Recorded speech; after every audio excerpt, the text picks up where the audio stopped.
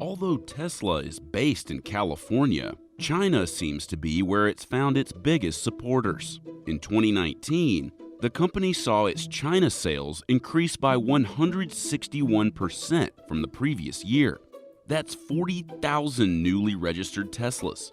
Despite the recent pandemic that saw Chinese car sales decline by 42% for the first quarter of 2020, Tesla bounced back immediately with record-setting months in March and April. But Tesla's successful run in China hasn't come without plenty of help, from tax exemptions on sales to billions of dollars in funding for the construction of its Shanghai factory. China and Tesla have formed an uncommon and symbiotic relationship. But why? First, we have to go back to how Tesla got there. Since 2015, China has been the world's largest electric car market. As Tesla saw its China sales triple to $1 billion for 2016, then reach $2 billion for 2017, it became clear the EV builder had an audience there. However, as other automakers had already found, the US trade war with China was a major obstacle to selling cars there. With heavy taxes being slapped on Teslas imported to China, an $80,000 Model S from the US was selling for around $140,000 in China. The only way to sell cars to Chinese consumers on a larger scale would be to build them there. But the cost of producing cars in China was not cheap. Government policy forced foreign automakers to work with a joint venture partner in China and share half the profits. However, in 2018, the country began rolling back these restrictions. Elon Musk was quick to take advantage, and that July signed an agreement to build a wholly owned factory in Shanghai. With $1.6 billion in funding from Chinese banks and record-fast approvals by the government, Musk constructed Tesla's third Gigafactory. By August 2019, the plant was already building vehicles. The factory is currently making 3,000 cars a week, or around 150,000 a year.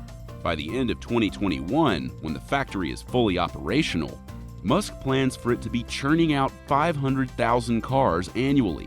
And with China now exempting Model 3s from a 10% sales tax, there's no telling how many the EV giant stands to sell. So why has Tesla received such a warm welcome from China? To start, there's the incredible amount of money China stands to make off the factory alone. The Shanghai facility was financed almost entirely through state-controlled banks who can expect a pretty big return on their investment. Plus, Tesla purchased a 50-year lease of the land, which is money that goes directly to the government. Additionally, 30% of the factory's parts are purchased locally. Musk says by the end of 2020, he plans for that to reach 100%. On a wider scale, though, Tesla could be the boost China's declining car market needs. In 2019, total car sales in China fell by 8%, after falling 3% in 2018. More recently, factory closures due to COVID-19 had disastrous effects on this year's first quarter sales. However, the industry is steadily recovering, largely due to EV sales, with Tesla accounting for a whopping 30%.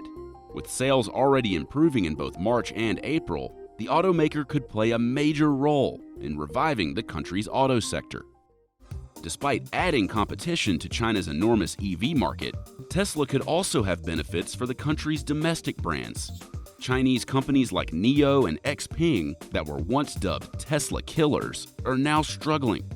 While they are some of the most recognized electric car brands in China, they are virtually unheard of in the West. A well-known international brand like Tesla could help introduce the country's EV industry to global market competition, giving them exposure to buyers in America and Europe. There's also the environmental aspect. China, with a population of 1.4 billion and some of the world's most heavily polluted cities, is doing everything it can to prioritize EVs. For Chinese consumers, electric cars are cheaper to register, and they're significantly more convenient. As of 2016, at least a dozen major Chinese cities have mandated even-odd policies. Under these conditions, traditional vehicles with license plates ending in an odd digit are allowed on roads on odd dates, and those with an even digit on even dates. EV drivers can take their cars out on any day. Battery-powered vehicles make up 4.7% of all cars sold in China. By 2025, China aims for EVs to account for 25% of all cars sold, with Tesla potentially leading that charge. Yet China welcoming Tesla with open arms is a risky move. The country spent years and billions investing in domestic EV manufacturers and developing their own domestic market. Now they've shifted focus, investing in a foreign company on their soil. In the end, Tesla could provide huge benefits for China and open up the country's market on a global scale. But we could just as easily see a less happy ending, with Tesla running China's domestic companies out of business. Vice versa, Tesla could be overcome by the amount of local competition. Both Musk and China are taking a massive gamble, and only time will tell how this relationship ends up.